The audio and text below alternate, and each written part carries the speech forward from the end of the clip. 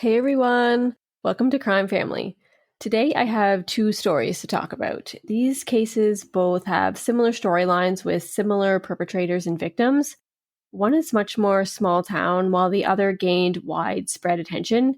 These are the attempted hitman stories of Nicole Doucet Ryan and Dalia Dippolito. Let's get started.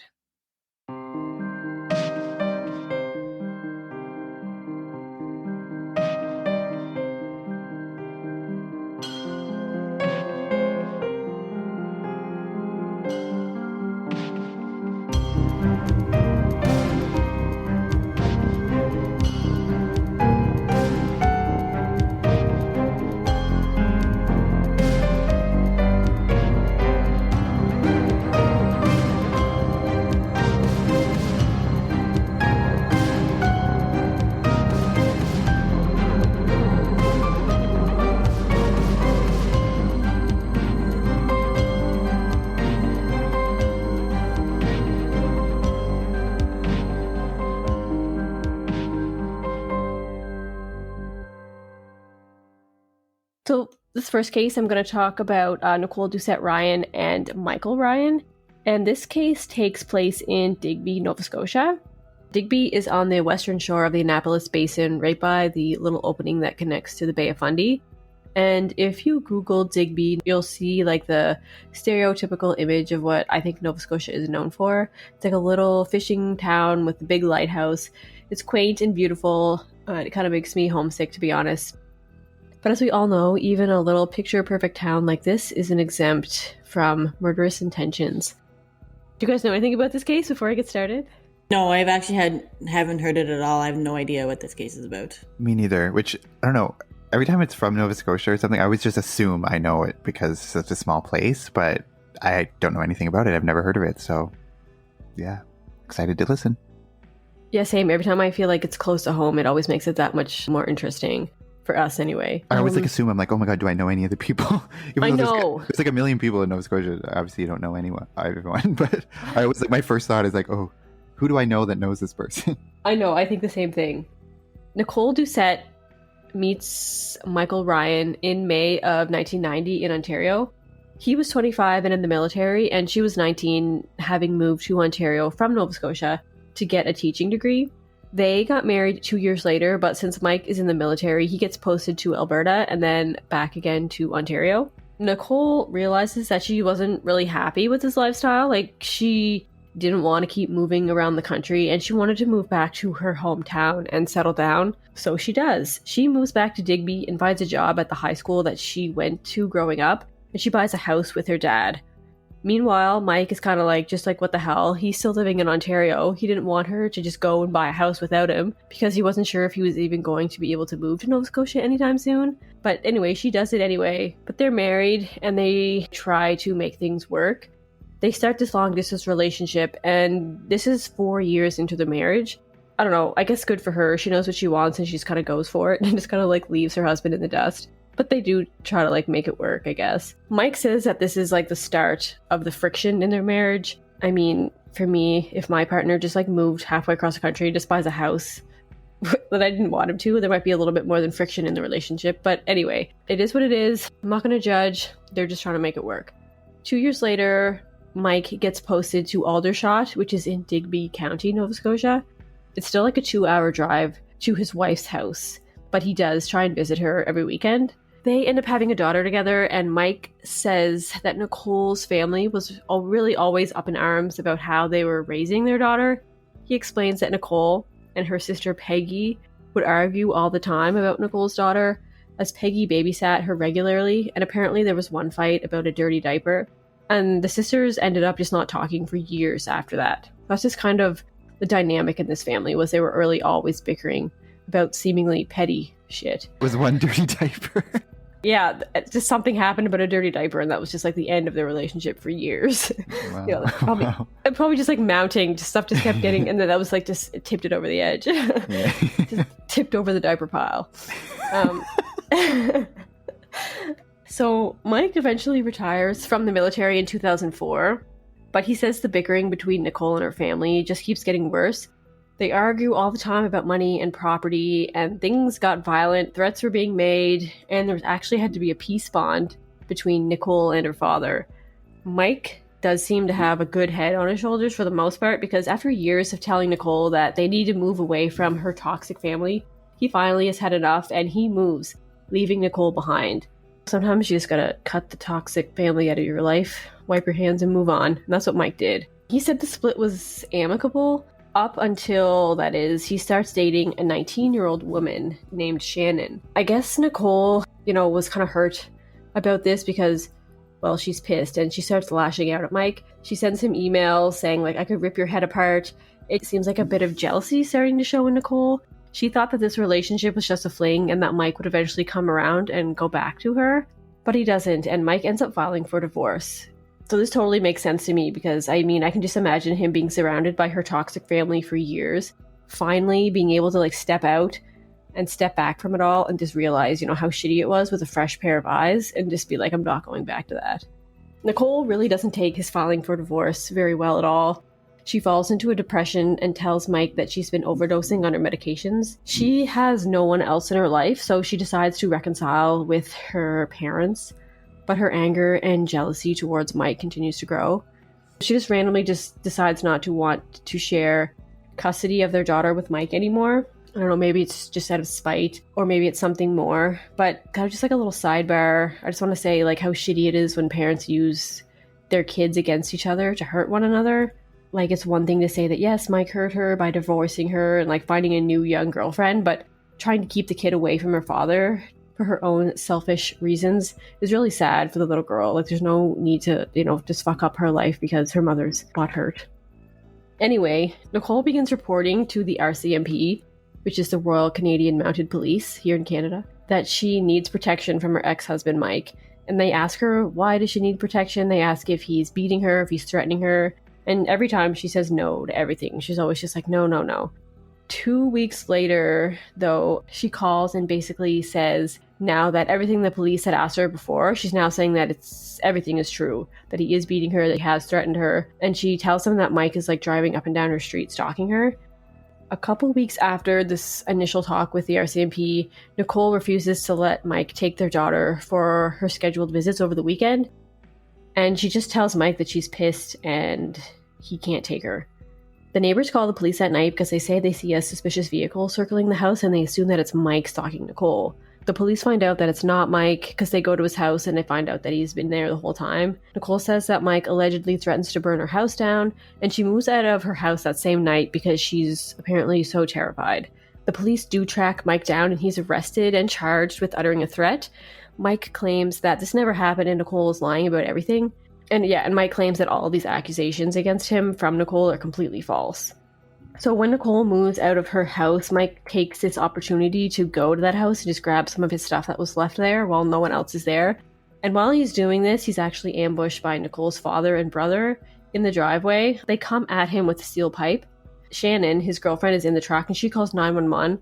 Mike gets to the hospital and he has to get his head stitched up, and Nicole's father is actually charged with assault. So she has the whole family in on this hating Mike situation. So it's at this point that Nicole feels that she has no other option and that Mike being dead is her best bet to move on with her life. The first thing she does is Nicole reaches out to a man named Hubert Thibault, and he's related to Nicole's family somehow. This guy goes by the nickname Yogi. Nicole reaches out to him first, and she wants to buy a gun from him, and she asks him to kill her husband. So this guy, Yogi, he's actually interviewed in a W5 Til Death Do Us part episode. And Yogi admits that yes, he was in on it and he had originally agreed to go along with it. Nicole and her father paid him $25,000 and he was told that he would get the rest when Michael was dead. Nicole gives Yogi a picture of her husband and a piece of paper with his address, and there's some random notes about his schedule on it, like he goes for a bike ride in the morning and at night he's always in his hot tub, he has a greenhouse, etc. Stuff like that. So yeah, Yogi claims that Nicole's father was the one that gave Yogi the $25,000, and he eventually backs out, but he keeps the money and says in the interview that he was keeping it just in case he needed a lawyer later on down the road if any of this came out and anything came out against him. And so, I mean, what's anyone going to do at this point, right? Like, he keeps the money. They're not going to go to police because that would just require, like, too much explanation, too many questions. So I guess Nicole just writes it off as a loss. Yogi says that he had backed out because there was, like, too many rumors going around in their little town about what was going on. So you think Nicole would, like, really, like, just cut her losses at this point. And she just lost a bunch of money. People know what's going on. Maybe, like, move on, but that doesn't happen. About 2 weeks after this original attempt to hire somebody, Nicole gets a call from a complete stranger, and he says he's a friend of theirs, and he heard that she had a problem that she needed help with. She goes along with it, and she agrees to meet this guy in a parking lot at a gas station and talk about the details. There's actually video and audio of this encounter, so I'm going to play a little bit of their conversation for you. So what's up?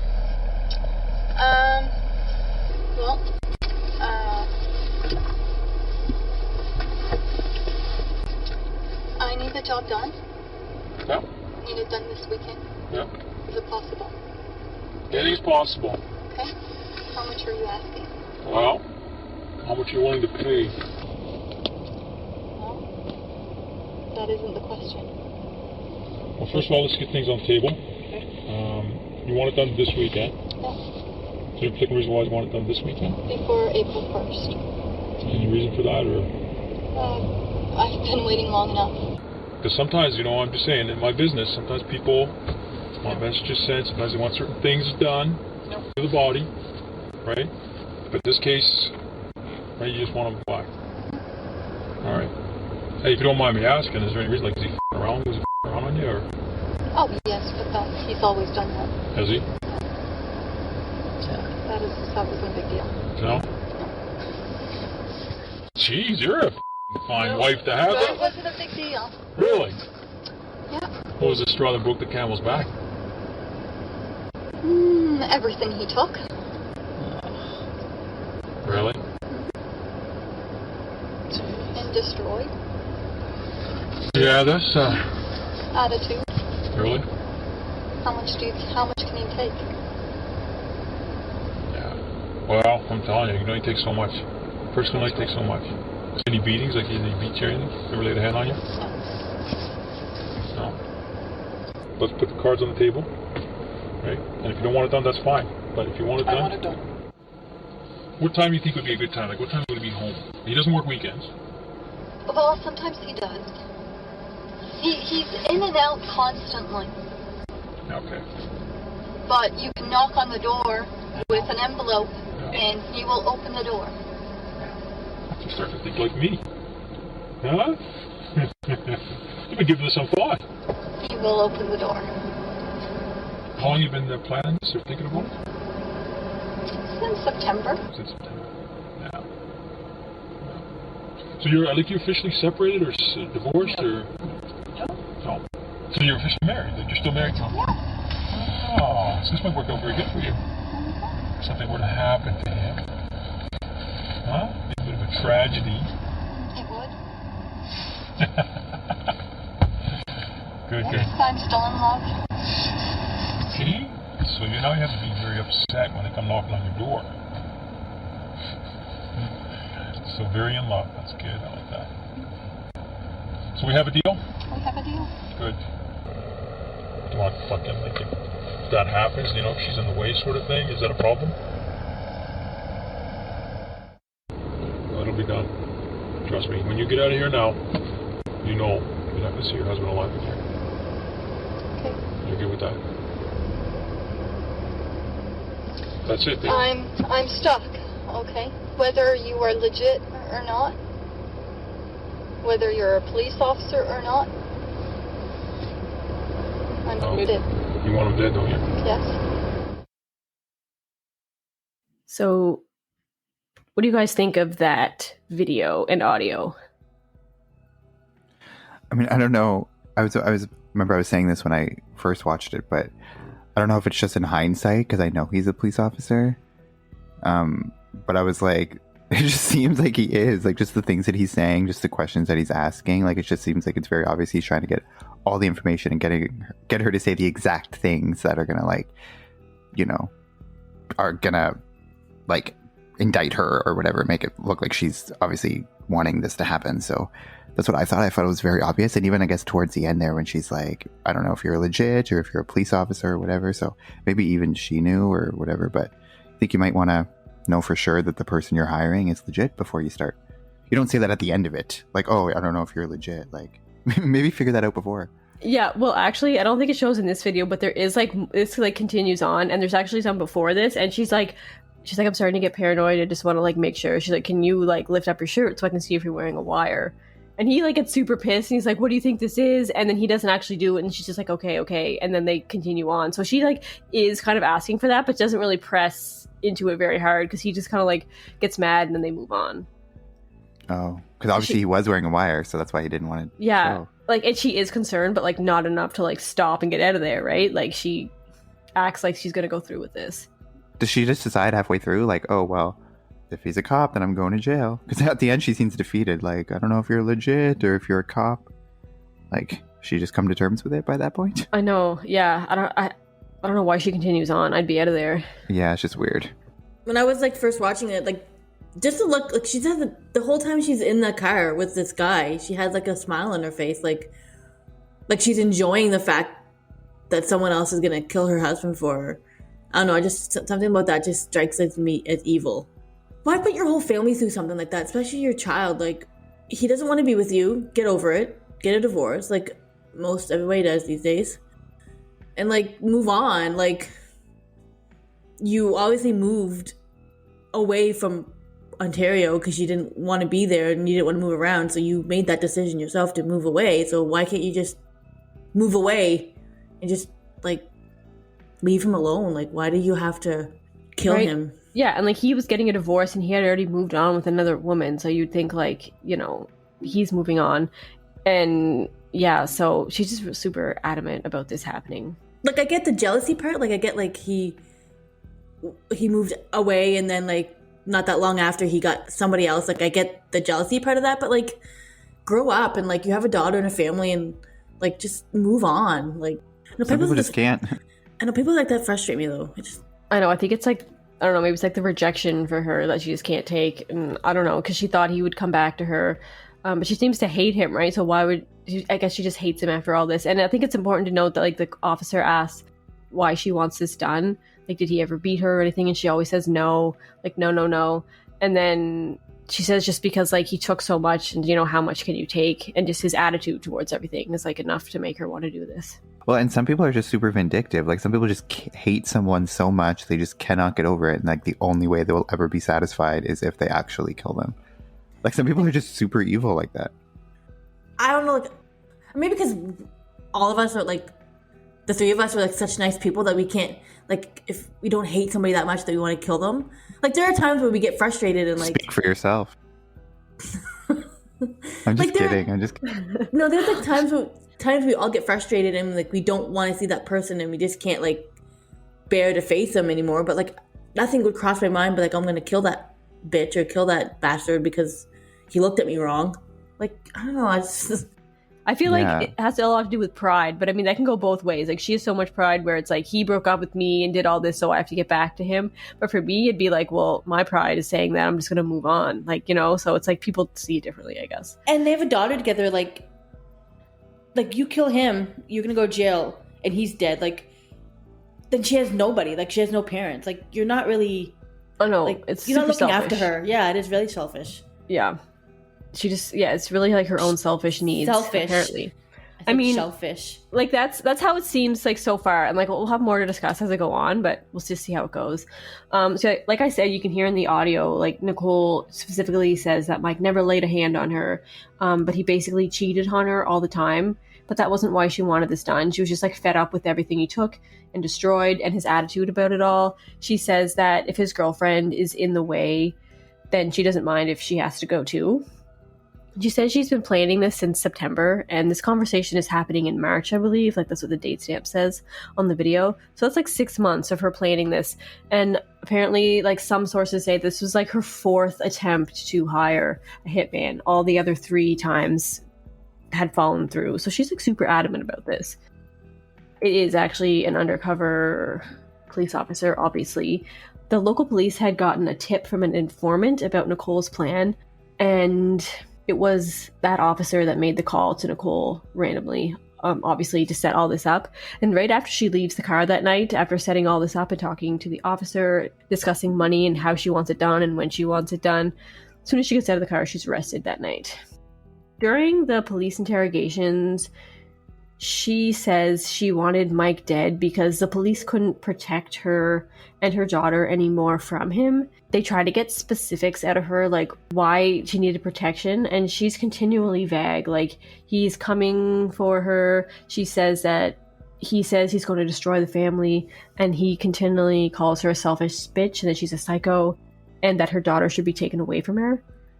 She is placed in the care of the East Coast Forensic Psychiatric Hospital in Dartmouth, Nova Scotia, to see if she's mentally fit to stand trial. And even there, she again denies that her husband was ever physically abusive towards her.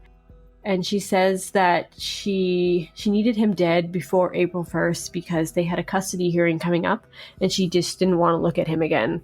So she is deemed fit to stand trial.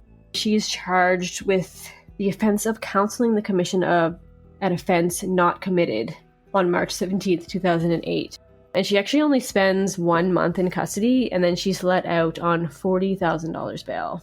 Almost 2 years later is when the trial happens, 21 months later, and a lot has changed. Nicole is now divorced, and she's changed her last name back to her family name, so it's just Nicole Doucet. But most interestingly, her story and her defense has now drastically changed from what she first told police. She's now claiming years of abuse, over 15 years of physical violence and bullying from her husband.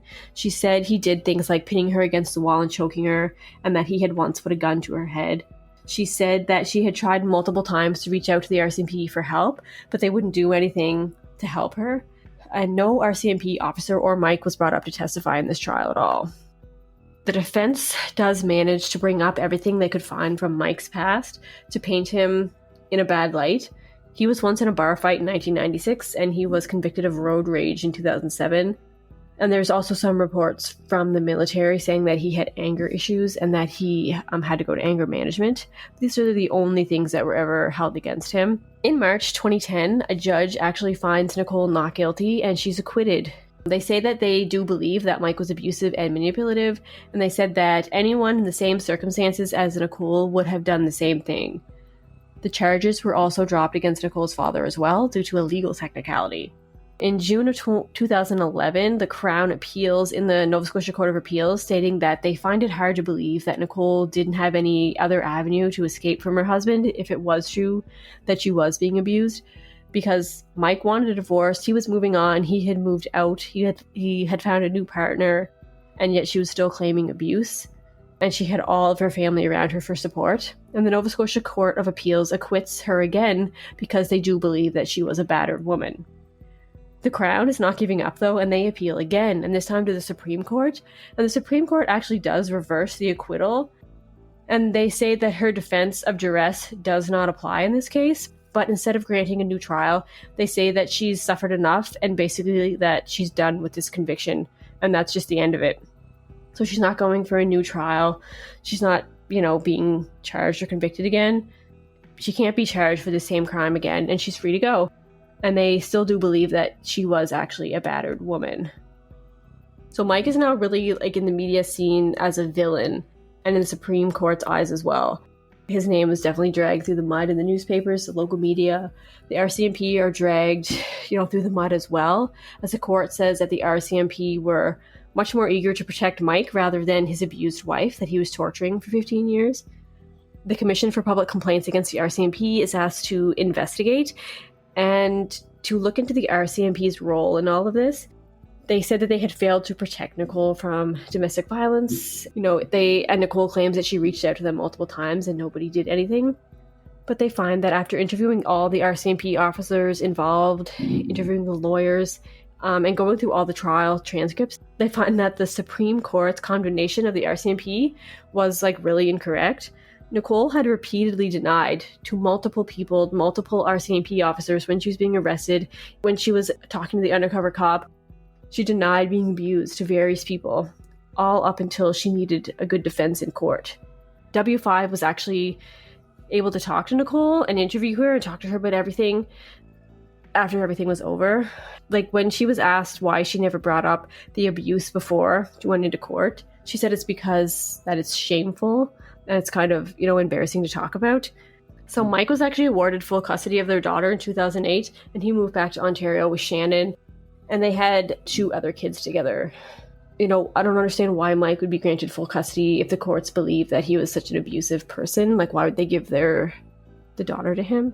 So, I mean, what do you guys think about the situation? Like, Nicole is claiming self-defense, claiming she was abused for 15 years. She's only said this when she needed a defense, and she gets acquitted of everything. Like, do you guys think it's, I don't know, I don't want to, like, victim blame or anything, but it just seems kind of unbelievable.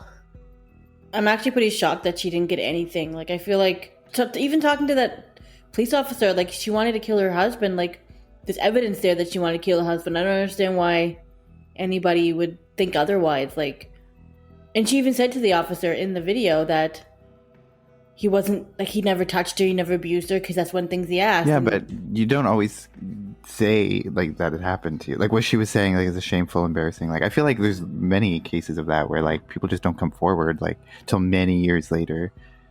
Or, because that's what people always say, like, when those, like, allegations come out against, like, certain people, and they say, well, how come she didn't come forward, like, 20 years ago when it happened? It's like, well, that's the thing. It's like battered women syndrome. It's like you don't actually come forward ever unless you're, like, compelled to for some other reason, which maybe she was at that moment. I mean, you could argue that maybe she just needed a defense in court, but, like, I don't know. I think it kind of is in line with lots of other, like, stuff I've read or things I've seen, but I don't know.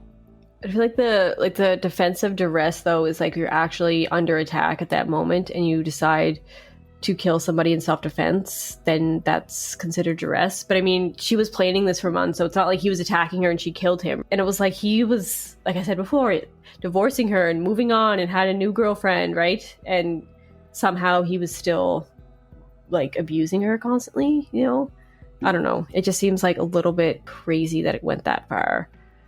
And she still was able to claim duress, which was eventually dropped. But I mean, she still got out of court because of that. Yeah, like, I don't like how they, like, made him the villain out of this whole thing. Like, maybe, like, he might have done those things to her, but, like, well, like, if he abused his wife, then he's a piece of shit. So maybe he's supposed to be the villain. I don't know. Allegedly, I don't know. But then he wouldn't have got custody of his child, though. If he was, like, abusing the mother. What was the name of that other bitch from the last episode? Who got custody of her kids after doing all that, like murdering her husband or whatever? What was her name? Shirley? Yeah, Shirley Turner. It could happen. Obviously, Mike is saying that he's completely innocent, like his wife is delusional. Even if he did abuse her, right? Like, you hire a hitman, I feel like you shouldn't just get acquitted. Yeah, it's obviously like intent to murder. Yeah. Or have someone murder. Yeah, there's actually like a YouTube video that he put out of him just like explaining his side of everything and saying like he actually didn't do anything. But the fact that she got away with it and not even, like, spent any time in jail for hiring a hitman to kill her husband just seems a little bit odd to me. No, that's the crazy thing. Like, it's crazy that, like, yeah, she first got away with duress, which actually doesn't, like, apply. And then how, like, the Supreme Court or whatever was like, yeah, duress doesn't apply, but we're not going to, like, bother going through another trial. Like, she didn't actually kill anybody, so let's just let her go. So weird. Okay, so that first case was like a small town version of this next case. And this one is more like, air quotes, Hollywood. It has a bit more drama, and therefore it got a lot more attention than the Nicole Doucet case. So the story takes place in the state of Florida, and we have Dalia Dippolito and Michael Dippolito. So it's like another Michael. Do you guys know anything about this case before I get into it? I've never heard this case at all, so I'm excited to listen and see what it's about. I feel like maybe the name's like vaguely familiar, but I don't really know anything about it. Yeah, I remember like hearing about this case and knowing about it, but I couldn't remember the actual name of the person. So maybe once I get into it, you'll kind of remember a bit more. Because it was semi-famous, I guess. Dalia Dippolito was born Dalia Muhammad, and she was born in New York and had 2 younger siblings. She grew up in a religious household, and she moved to Boynton Beach, Florida when she was 13 years old.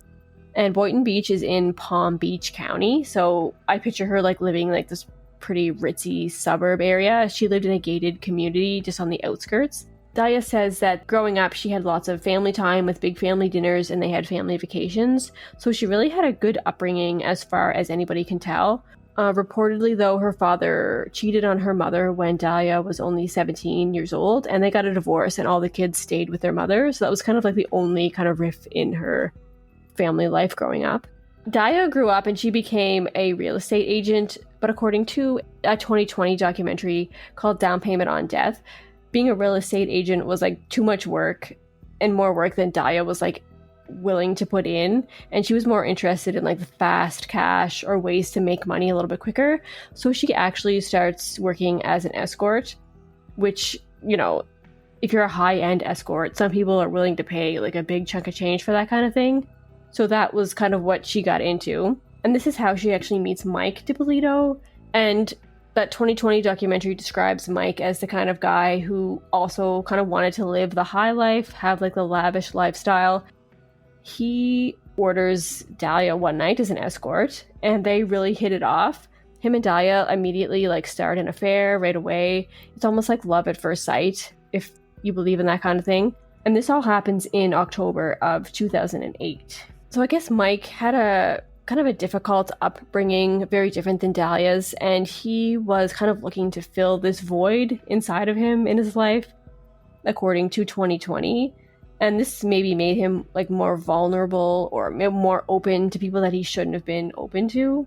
I don't know, but he was actually married when he met Dalia, and so I guess he was looking for something that his marriage just wasn't giving him. So Mike actually had a history of being a con artist. He was in prison for 2 years for running some sort of like stock fraud where he was conning people, mostly elderly people, into buying penny stocks and telling them that these stocks were going to take off really soon. So you basically like had to get in now if you wanted to make it big. But these stocks were basically like nothing stocks. They mention that it's kind of like the movie Boiler Room, which I never saw, but it actually reminds me more of like the movie Wolf of Wall Street and how he kind of got started. So anyway, he was conning these people and he was actually just taking their money rather than investing. And so he was making quite a bit of money. He actually steals close to $200,000 from elderly people throughout this scam. And he does serve 2 years for this. And he gets 28 years probation after he gets out, which I feel like is quite a bit. Sorry, did you say 28 years? 28 years probation, yep. Wow, that does seem like a lot. I know. Anyhow, so Mike and Dalia get together and they're both kind of determined to leave their past behind. He's trying to straighten out his life. He's not a con artist anymore and she's not an escort. They get married almost 6 months after they meet, and this is only 5 days after Mike's divorce is finalized.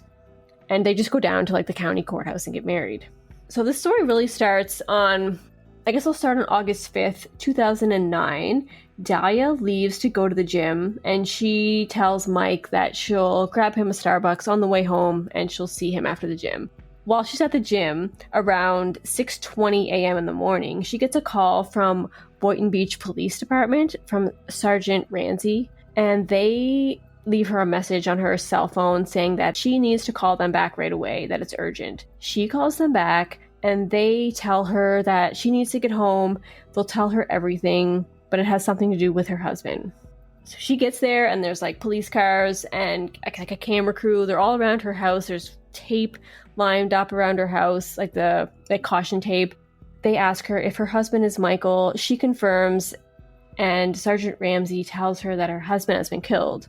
She immediately starts crying and wailing at the police. You know, she like leans on him for support. And like I said, this is like a really unique situation because there's like a whole camera crew that's like filming this the whole time. And it's actually the reality show Cops is there filming this whole thing when she gets home. So they take her down to the police station because they're trying to figure out who would have done this to her husband. They are asking her who she would think would have wanted him dead. She tells them that, you know, he's on probation, all about his stock fraud. He was in prison for 2 years. She's kind of like trying to steer the police in that direction. And she tells them that he's still on the hook for like owing his victims like $200,000 in restitution, and he's on probation until this gets paid off. She was saying that he was like ready to get off probation early for whatever reason, and that a lot of people were upset about this, like his victims, that he was going to be off probation and just kind of free after that. So she also brings up like a lot of sketchy people from his past that may have been angry with him for various reasons. So she's definitely trying to like get their head into, his past of, ideas of who could have done this to him. She also goes on to say that he's like a recovering alcoholic and he's a drug addict. Like Michael would always try to keep to a really strict schedule to try and stay sober, like just have that regimented routine every day. And she says that he was actually supposed to go to the gym with her that morning, but he was recovering from liposuction surgery, so he had to stay home, and he was kind of like supposed to be staying in bed for a few weeks. So she went to the gym by herself that day. So the police tell her that he was shot twice in the head and that he had been killed. She claims that there was no issues whatsoever in their marriage, like there was no drama, no financial issues. Everything was good, but of course we know like that's rarely the case in these kinds of situations. And while Mike might have thought that was the case, like there was no issues, he kind of felt that their marriage was going really well. I mean, they'd only been married for like 6 months. Dalia was actually like a master manipulator. She was like constant like working men to get money, to get what she wanted. She would kind of do anything to kind of manipulate them. And she was doing the same thing to Mike. She wanted his house and his money, but maybe really not so much him. So Dalia was involved with a man named Mohammed Shihadi, and he was a businessman who was kind of like a semi-actor or trying to be an actor. And they had met randomly one day because they were kind of both from Middle Eastern descent and they had a lot in common. So they kind of hit it off right away and became friends. And they were actually, at this point, had been friends for over 15 years. He was kind of like a friend that she had sort of friend zoned, I guess. She would talk to him about guys she was dating and she would complain to him about her relationships. But when she needed something or wanted something, she would kind of flirt with him or do whatever she needed to do to get him to do things for her. So it was kind of that kind of relationship. So backtracking a little bit, just a couple days, like July 31st of 2009, this is one of those times when Dalia needed a favor from Mohammed. So she calls him up and she tells Mohammed that Mike is emotionally abusive and that she really wanted out of her marriage, or she just wanted out of the situation. But she didn't just want out, she wanted Mike dead. So she tells Mohammed that she wants to have Mike killed. So Mohammed, I guess, is like smarter than Dalia thinks he is, or he's just kind of worried that if this gets out or something happens, that he's going to get dragged into all this somehow, or the police will find out that he was involved in some way. And he didn't really want to be involved in that. He actually calls the police to tell them what is going on. He tells police that Dalia is planning to murder her husband.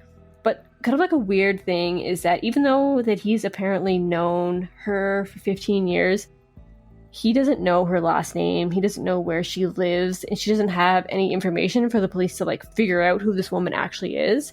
And so, of course, they need more information. They're kind of taking this seriously. So they asked Mohammed to wear a wire and basically like get her to describe her whole plan for them.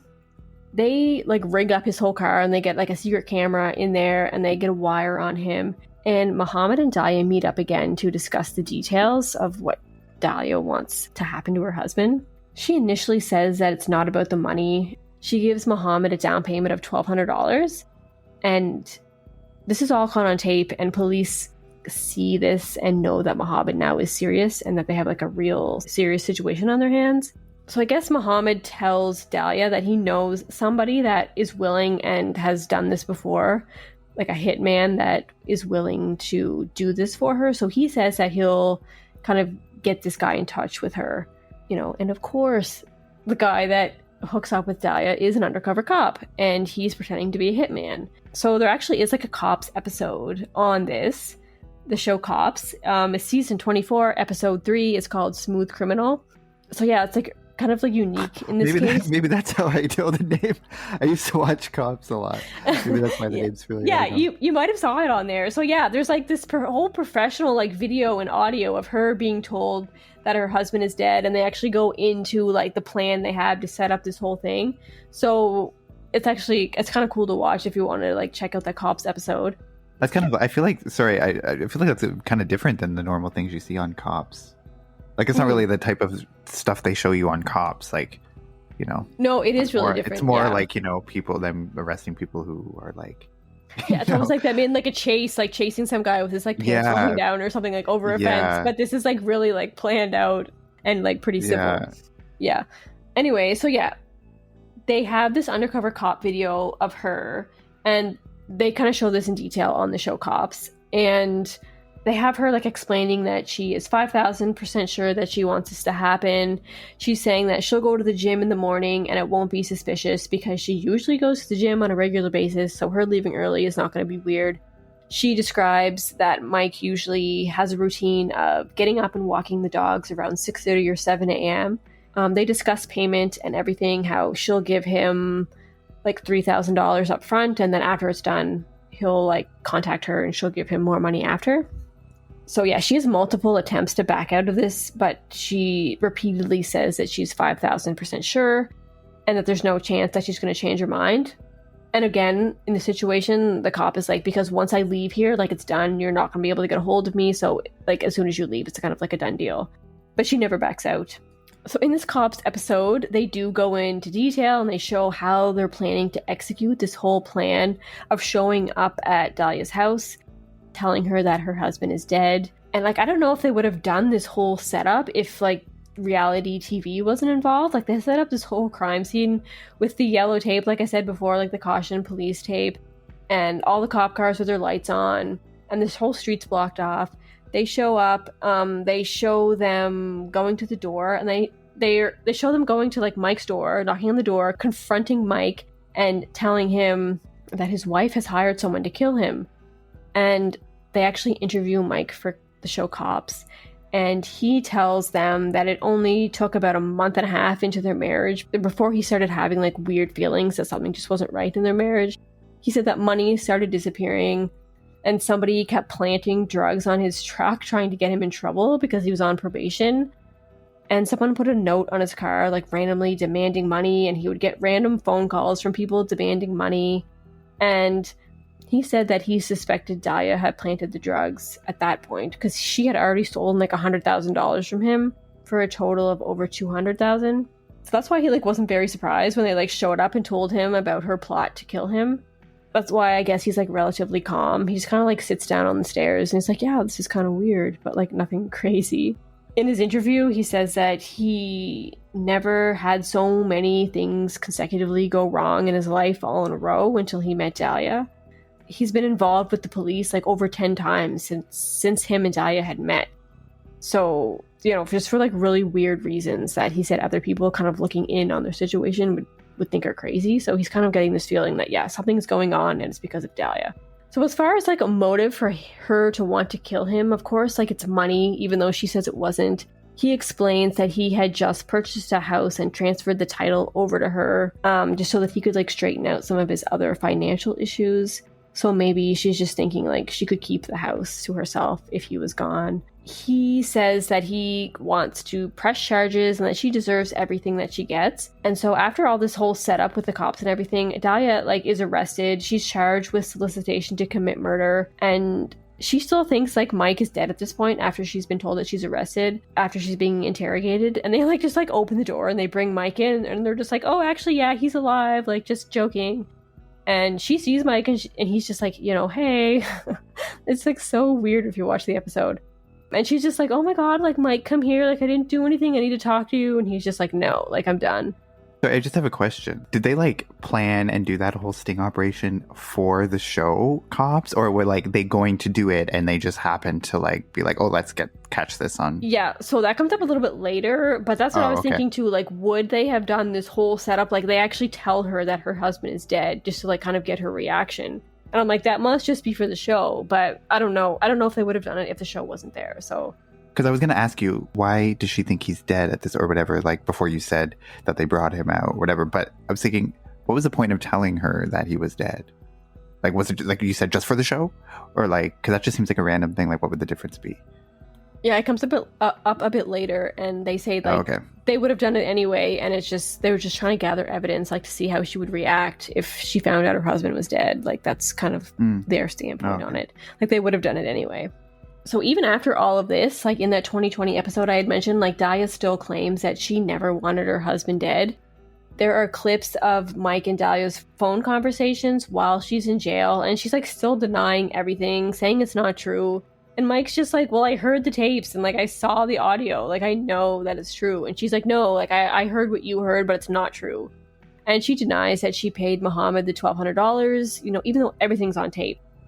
And he's like, I heard you say everything and you can't fix it. I can't help you. And he's just like, if you sign the house back over to me, then I'll help you out. And she's just like, no, like I'm not signing anything over to you.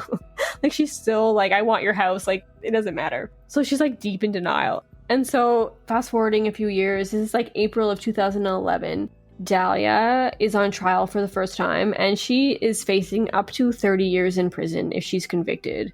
She's charged with solicitation to commit first-degree murder. The prosecution kind of portrays Dalia as being very manipulative, and she uses men to get what she wants. And they, of course, have all the video footage of her talking with Muhammad as an informant and the undercover officer. So Dalia's defense is, you know, this is why I say it's like kind of Hollywood. Like her defense is that she knew that she was being recorded by Muhammad. She claims that her and Mike actually came up with this whole idea of creating a murder for hire video in hopes of like posting it online to social media to gain a reality TV show. Like they wanted to get famous from this video of her planning to kill him. Her attorneys argue that the hitman scenario was completely fake and that she and Muhammad were actually acting like the whole time. Remember how I had mentioned before that Muhammad was like a semi like quasi actor trying to be an actor? So, you know, maybe this isn't completely out of nowhere. Like he actually had an agent and a profile like on the agent's website and everything. But anyway, they said that Mike was a fan of the show Cops and shows like Cheaters and Jersey Shore. So they were kind of going for like that type of feel for a reality show.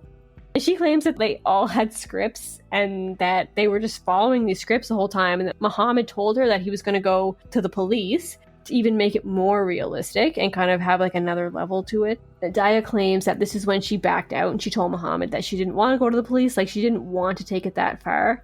But he went anyway, and then she threatened to quit like their little acting project, but claims that Muhammad was now actually like really being pressured by police because he went and told them this. He's being pressured to be an informant, and when Dalia tries to back out, he like shows her his gun and threatens her that he's going to kill her and hurt her family if she doesn't continue on. But she says that she wasn't aware the whole time that the police were recording, but she does like try and say that this whole thing is just fake. Of course, like Mike denies everything. He's like, there's no, like I never want to be on reality TV. Like this is just like dumb. When he's questioned in court, he says that like he never talked about a reality show. He never talked to a producer about a reality show. He never wrote a script, never acted about anything. Like, it's just all completely fake. And the defense actually brought in, like, a TV expert, whatever that is, who claimed that people will do, like, really outrageous things to become famous. And the defense claimed that Dalia had done searches on her computer in the past, like, on how to get on to reality TV. Anyway, this whole, like, charade, like, does not work. And she's actually found guilty of solicitation to commit first-degree murder. And the judge actually called her little murder for hire plot, quote, pure evil. And she's actually sentenced to 20 years in prison. So yeah, like after this conviction, Dalia claims that before the first trial, she had requested to strike the entire jury that was selected, as every one of them had stated that they had heard allegations prior that she had tried to poison her husband.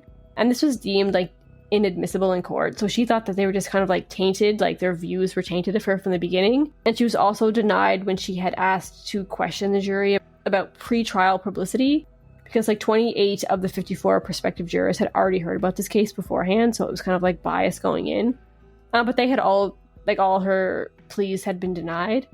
And in July of 2014, an appeals court did overturn her first conviction and granted her a second trial, because they stated that the jury was improperly selected. While she's waiting like her second trial, she is given house arrest, so she gets out of jail, and she actually gets pregnant and has a son while she's out. So she has her second trial in December, and she's again charged with solicitation to commit first-degree murder. At her second trial, they like abandoned this whole reality TV defense. Whether it's true or not, they just, I guess, don't think it's going to stick this time. And they point the blame more so to like the Boynton Beach Police Department, and they accuse them of misconduct by like staging that fake crime scene for the TV Cops show, saying that like it was a fake scene, it kind of went over the top, and it was just there for the purpose of good television. Oh, so now they faked it versus her faking it, like she claimed in the in the first trial or whatever. Yeah, exactly. So yeah, This whole case to me is very odd. it's bizarre, right? It's like, Yeah, it's like Hollywood. It's like a movie. It is, yeah. Yeah. I'll have to watch the documentary after this is over. And yeah, so they're saying the presence of the Cops TV show kind of like created this whole frenzy that wasn't real. And the Boynton Beach Police Department like denied any wrongdoing. They said that they were just like gathering evidence against Dalia, and they needed to do that to see like her reactions and to see what would happen. Like, so they kind of carried this out. And they said it was just like a coincidence that the cops happened to be filming them during this whole thing. So I don't know if it went to that extreme if Cops TV show wasn't there. Anyway, so they played the tapes again at this trial between Dalia and Muhammad, and Dalia and the undercover cop. And they also claimed that the cops were like pressuring Muhammad, and that they had failed to collect all the recordings from Dalia and Muhammad's meetings. Like, there was over 580 phone calls between them throughout this few days between like her reaching out to Muhammad and actually her getting arrested. Apparently there was like this one meeting at a Chili's restaurant where Dalia claims that Muhammad was threatening her and that he showed her his gun, like when she was saying she didn't want to go to the police. And the police just happened to not have audio of that, like their audio equipment malfunctioned that day. And the defense are saying that they purposely like destroyed or lost it because it would go against their whole like it was true thing. And they're saying like there's multiple situations where Dalia's like fighting, saying she didn't want to go through with this, but there happens to be no record of that. Suspicious? I don't know. Dalia's retrial happened in 2016, and it actually ended with a hung jury. It was like half and half. And so a third trial date is set. And again, Third trial? Yeah, so she's a third trial. And so she's again released on house arrest during this time. So June 2017 is when the third trial begins. And this time they bring in like various text messages that have surfaced between Dalia and her ex-boyfriend, another guy named Mike Stanley. And these are the ones about her like planting the drugs on Mike Dippolito's truck in the months leading up to this murder plot. And these texts show just Dalia was telling Mike Stanley that, you know, he was her soulmate and she never felt for anyone else what she felt for him. So just like more manipulation, trying to get him to help her with like planting these drugs and everything. She continually tells him that this is like 1 month before the murder for hire plot, that she can't wait to be with him and she wants to have kids with him, and they'll get a nanny and they'll travel the world. And like even a couple days after that, she's like telling Muhammad like, oh my god, this guy is such a nerd, I can't stand him. Like there's still just like her like just saying whatever she needs to these people. It's kind of crazy. And so further in this trial, they get into points about that how not all of the phone calls between Muhammad, as I was saying before, all the phone calls between Muhammad as an informant and Dalia are not recorded, which is like protocol. So they just decided not to record some of the calls, so they don't have all the evidence. They brought up the fact that Dalia did show reluctance when talking to that hitman. Like the hitman had asked her to bring $3,000 to seal the deal and also bring her house key so that he could get in on that day that he was supposed to, you know, kill Mike. But she didn't follow through with that because she's saying she actually didn't want to do it. So that's why she didn't give him her house key. And they talk about how Dalia was trying to get Mike's bank account frozen by the IRS because he owed restitution, and she wanted to make sure that he didn't spend all his money before his victims were paid back. So they're like, if she's trying to steal all his money, like, why would she freeze his accounts? So that's kind of their defense the third time around. I love how, like, their defense is different every single time. Like, isn't that like a red flag that, like, they don't know even what's true? They're just like, I know the first time, everything. This didn't work, let's go something else. This didn't work, we gotta come up with something else. And they also claim, like, the police department should have backed off, like, when Dalia was expressing doubt the first time. Like, the whole time, they should have just, like, stopped, but they just kept pushing and pushing. And Muhammad actually claims that he, like, went to the police originally because he felt that Dalia was being abused, and he wanted the police to protect her. And everything just kind of, like, spiraled from there. He didn't want to be involved at all, but he says that they pressured him to be an informant, and that's just kind of how everything happened. And for this third trial, that poisoning that I had mentioned earlier actually came up in the trial. Like, allegedly Dalia had tried to poison Mike before with antifreeze, but because there was, like, no proof of this, like, that's why it wasn't brought up before. But the judge agreed to let it in this third time because the defense was claiming that it was, like, the police that were pushing this whole murder for hire scenario. So the prosecution was like, well, no, she had tried to poison him before, so that's why they brought it in. Anyway, so this third trial ended July 2017, and it only took the jury 90 minutes. And Dalia was again convicted of solicitation to commit first-degree murder, and she was sentenced to 16 years in prison. I know. So yeah, she's finally convicted to 16 years in prison this time. And according to a report from ABC News in 2017, like shortly after the second conviction, so after her third trial, Dalia is heard talking on the phone discussing like a conversation about a man who had broken out of prison by like a drone delivered wire cutters to him, and he like cut through the fence and got out.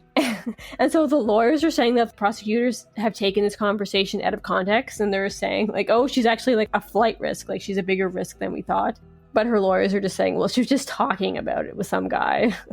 So it doesn't actually mean anything. But they're like, the headlines are like, oh, she tries to escape with a drone. Like blowing it out of proportion, right? Because it's like this big case now. Yeah, so, and then even in September... This is so bizarre. Like, it's just so... That's what I'm saying. Like, this case is crazy. Like, yeah, I've never heard anything like this in my life. And it's funny. It's like kind of ironic. Like, her first defense was how she was trying to be on, like, a reality TV show. And she actually, ironically, did get on Cops. And she's, like, this famous for, like, doing this. But, you know, didn't turn out the way she wanted. And, like, you just know that she's loving this publicity. Like, you know, I don't know. Like, you have to think that she's, like, loving all the attention that the case is getting. Oh yeah, I know. And like they're still fighting. Like even as late as like September 2019, like they rejected a request from her to review her 2017 conviction. Like she's still thinking it's not fair. But the Supreme Court denied looking at that conviction again. So she's still in jail, but her like lawyers are still fighting for her. I'm just trying to think like what does she have left to fight? Like she's on tape. Everyone's denying that it was like a plot. You know, like a reality TV plot, and it's just gone too far. Like, I don't know what else she has to stand on. Like, it's, I feel like video and audio, or like, what more evidence do you need? So bizarre to me, this case. I've no, like I said, I don't think I've ever heard anything like this. Like, I don't think I've ever heard anything going to, like, 3 trials for one. And, like, almost the same outcome, except for the second one. But I know, I feel like it's hard to get, like, an appeal to start with. Like, you hear lots of times where they apply for an appeal and it gets rejected, but somehow she has 3 trials. And she's still in jail because of it. But she's still denying that she's guilty of anything. I think she just needs to give in and face reality that she did it and she got caught, and now she just needs to do her time and get out. I mean, I'll give her points for persistence. She's not giving up, but maybe she should, because clearly she's guilty. Yeah, I always find, like, hitmen cases are so interesting, because it's like people have the nerve to think they can get away with something like that. And it's just crazy that, like, they don't realize that it's undercover cops. I don't know. I don't know how you would ever trust that someone's not a cop if you don't know them already, right? Like, so what's Mike doing these days then? I think Mike's remarried. Like, he's moved on, and I hope so. God. Yeah, he's definitely, like, over her. He's like, oh my god. Obviously, he made that, like, a bad decision to, like, hook up with this escort and then marry her. Like, Jesus. Maybe, like, hold back a bit, but... She probably manipulated him into marrying her, somehow. I mean, she was just after his money, right? Like, she wanted his house and his money, and it's just crazy that she was, like, trying to get him back in jail after he was, like, on probation, and she was, like, planting drugs on his car, like, more than once. Like, it happened twice. He talks about it. Like, there's videos of him talking about it in court and stuff, and there's random phone calls that she, like, asked guys she knew to, like, call him, demanding money, and, like, she couldn't get him back in jail, so she's like, hey, I just gotta get rid of him. I want his fucking townhouse. Like, Jesus. So, yeah, that's that. Wow, yeah. Like, that was a weird... Okay, what was the episode and season number of that Cops? I want to watch this Cops episode now. Me too. I want to watch it too. Like, I remember, Steph, you and I used to watch Cops, like, all the time if I was, over there. We did. And, like, we always watched it. Yeah, but I've never seen anything like this on Cops before. Like, no, me neither. Sting operation. Okay, so it's season 24, episode 3. It's called Smooth Criminal. I don't know, though. It is interesting, though, like, there's actual, like, articles and, like, professional papers written about, like, people's, like, fascination with reality television, and people who are just so...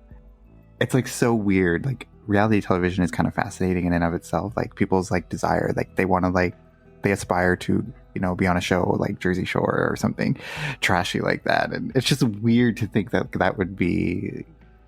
I don't know. But yeah, even if this was a whole plot to get on reality TV, like, I feel like it's not impossible to think that she could have even taken it this far to be like, yeah, this will get me on TV, and then I'll get out of this somehow because they'll know it's not real, and then I'll just become famous. Maybe even, I don't know. Like the lengths that people are willing to go to become a reality TV star or to become famous for. Yeah, it's not unreasonable to think that, you know, she would do that just to get on TV. Yeah, she seems like a piece of work. I hate the fact like that she was going to be a real estate agent, but it was too slow of a business for her. Maybe she should wait till now when the real estate business is booming. Anyways. Yeah. Or if she wanted to be on reality TV, she should have just waited a few years. Like, fucking go on The Circle or something. Or like Big Brother 23. Or like do what other people do, like normally, like audition for things. I feel like if you're gonna be on TV, like why choose Cops? Like the trashiest TV show you could possibly think of. Not besides like Jersey Shore and that, but still. I don't know. Some people will do anything. Why do you want to be famous for a cop show? Like nobody on that TV show is like memorable, really. Well, I mean, I guess if that's if you believe that defense, like her. I guess, defense. yeah. But, yeah, everybody else denies it though. Like they're saying it's not true. Yeah. Like, but imagine if it was true and they just like totally did her dirty and are like, nah, it's not true. Like, yeah, put her in jail. And she's like, fuck, like that'd be so frustrating.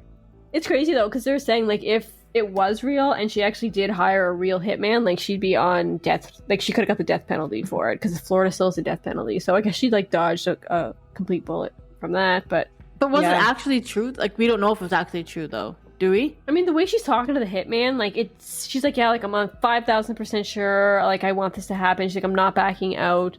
And she like describes his routine, what he's going to be doing that day. And she's like, he's going to the bank. So if you want like $10,000 extra, you can like rob him while he's on the way from the bank. Like she's describing like his whole day and everything. So I don't know. It's kind of crazy. There's like so many recordings that they have of her talking to Muhammad and the hitman. So yeah. It's interesting. Crazy. It's like a unique case. I've never really heard anything quite like it. So yeah, like I never heard of this specific case, but I've like. I don't think I saw that Cops episode. Like it doesn't seem. No, familiar, I don't think so. But... Me neither. I've watched a lot of Cops episodes, unfortunately. So, like, more than I would like to admit. This is a unique one, but I've never heard of like the cops setting up like a fake crime scene like that to like kind of entrap somebody. I guess it's legal because like cops are allowed to say stuff that's not true, just to like see what they can get out of you, right? Which seems a little bit borderline sketchy in some situations. Seems illegal. In some, it does seem like entrapment, right? Like you're saying something just to get something out of somebody else. Like that whole Mr. Big situation that we had talked about before. That's Canada. This is the States, but yeah. It seems like they maybe took it too far, but like they're like, no, we're just, trying to see her reaction. And like she did act like somebody that was just told her husband had been killed. I mean, I guess even if it was a whole thing that she thought it was fake, and then her husband ends up dead, like she would be devastated. But I don't know. It's just a whole weird case. It's super interesting. Yeah, that's crazy. It's not where I thought this case was going. I thought like you were gonna say like he actually died, but it was actually fake. He just walks into the room. Here I am. Hello. So anyway, it is super interesting. That's why this one got like a lot more attention because, right, like I said, it is like almost like a movie. Yeah. Wow. Yeah. So that's the end of that case.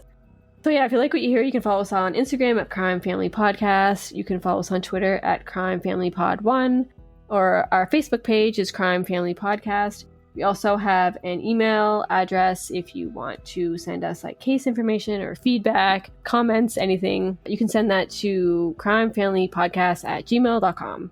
Thanks for joining us. See you next time. Bye. Bye.